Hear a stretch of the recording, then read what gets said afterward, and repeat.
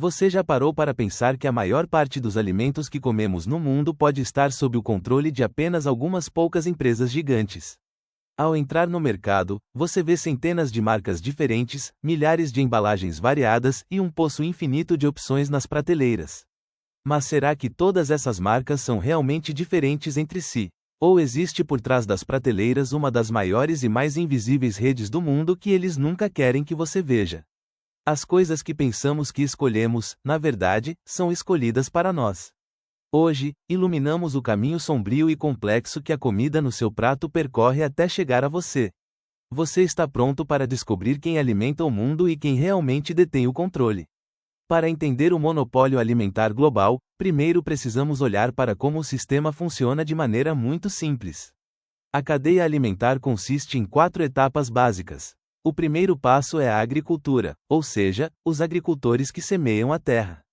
O segundo passo é o processamento, ou seja, a transformação do produto que sai daquele campo em alimentos embalados em fábricas. O terceiro passo é a rede de logística e distribuição, e o quarto passo são os mercados varejistas onde você compra o produto da prateleira.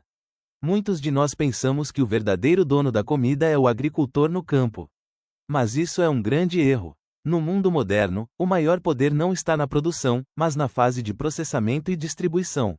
Um pequeno agricultor do outro lado do mundo, por mais independente que pense ser em seu próprio campo, mais cedo ou mais tarde tem que entrar nas fábricas e sistemas de distribuição dessas empresas gigantes para poder vender seu produto.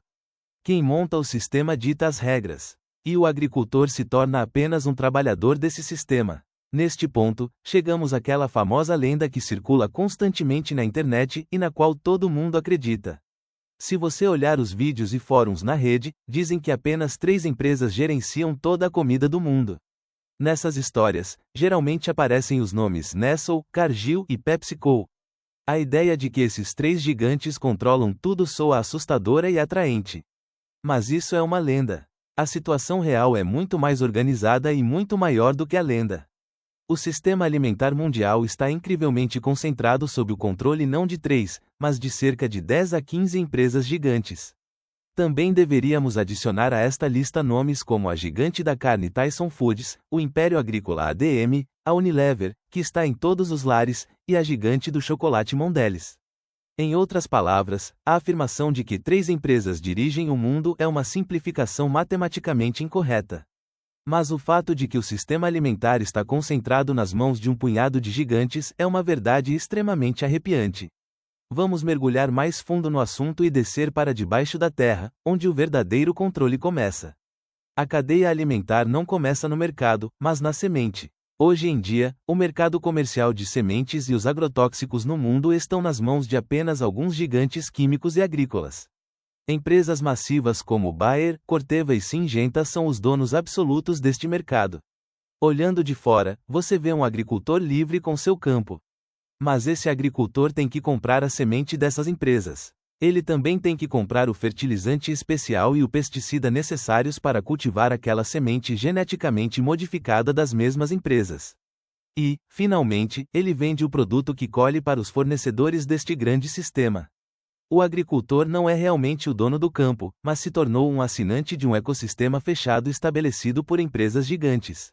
A verdadeira cadeia de poder começa bem aqui, antes mesmo de aquela semente tocar o solo. O panorama não muda quando passamos das plantas para a pecuária. Especialmente nos Estados Unidos e no mundo, uma grande parte do setor de carnes está nas mãos de gigantes como JBS, Tyson Foods e Cargill. Essas estruturas, chamadas de as 4 grandes, constituem o coração da indústria da carne. Você pode pensar que a carne que compra no seu açougue é local, mas a produção da ração consumida pelo animal de onde vem essa carne, os processos dos frigoríficos e a precificação estão completamente sob o controle desses gigantes. Essas empresas são tão grandes que podem influenciar diretamente os preços da carne no mercado e orientar a produção mundial de carne de acordo com seus próprios interesses. Milhões de pequenos produtores têm, na verdade, que se curvar à política de preços desses poucos frigoríficos massivos. Agora vamos voltar para aquele corredor do supermercado. Enquanto você caminha pelas prateleiras, vê centenas de marcas diferentes, cores diferentes, logotipos diferentes, nomes diferentes. Isso faz você sentir que tem a liberdade de escolher, que escolhe o melhor entre diferentes empresas que competem.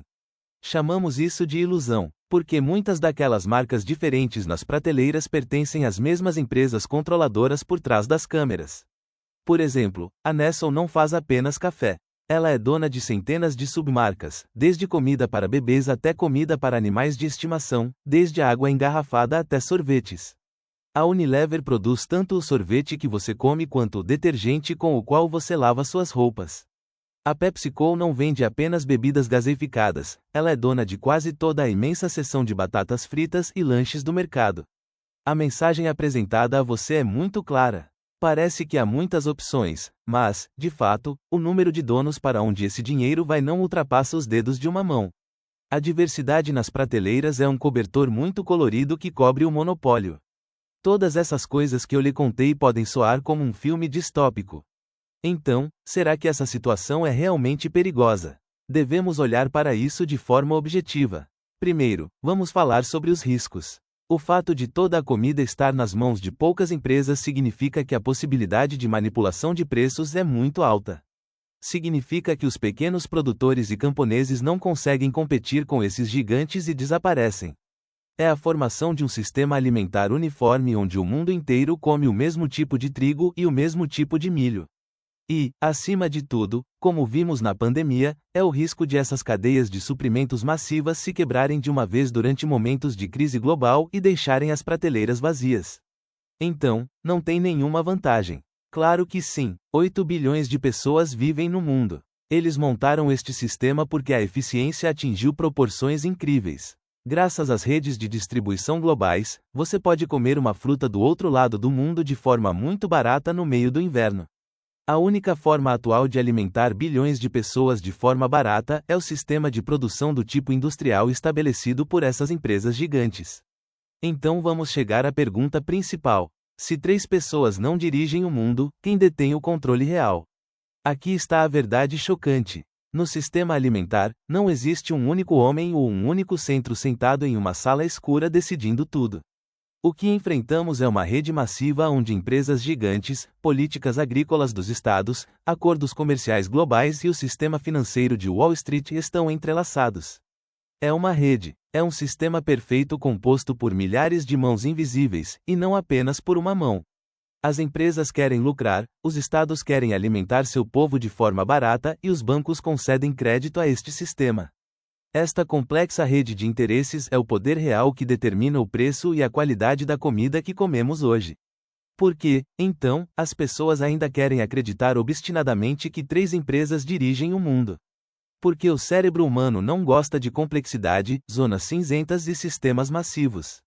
Para o cérebro humano, é muito mais fácil acreditar em uma teoria da conspiração onde existem apenas alguns vilões por trás de tudo do que tentar entender as leis do comércio internacional e as cadeias de suprimentos. Dizer que 3 empresas dirigem o mundo é uma simplificação e conforta as pessoas. Mas o fato de o sistema alimentar estar perigosamente concentrado nas mãos de pouquíssimas empresas é um problema concreto que deveria ser levado ainda mais a sério do que essas teorias da conspiração. Quanto tempo mais o sistema alimentar mundial poderá suportar a carga desta concentração? O poder poderá ser redistribuído no futuro. A tecnologia está mudando lentamente as regras do jogo. Carnes artificiais produzidas em laboratório podem abalar os gigantes da pecuária animal. Torres de agricultura vertical massivas estabelecidas no meio das cidades podem reduzir a dependência do campo e da logística. A tendência de as pessoas voltarem para a produção local e fazendas orgânicas está crescendo. Mesmo graças à tecnologia de blockchain, um sistema transparente está sendo construído onde você pode rastrear de qual campo e em quais condições veio a maçã que você come, até o segundo. Será que a tecnologia pode tirar o poder dos gigantes e devolvê-lo para a população local? O tempo dirá. Ao sair deste labirinto alimentar, há uma coisa que precisamos entender. Talvez o problema principal não seja quantas empresas alimentam o mundo. Talvez o problema principal seja o quão honesto, o quão justo e o quão transparente é este sistema massivo que foi estabelecido. Enquanto nós, como consumidores, não questionarmos para quem damos o dinheiro, aquela ilusão colorida nas prateleiras continuará.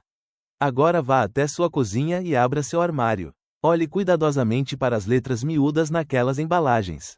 E pergunte-se: você realmente sabe o que está comendo hoje?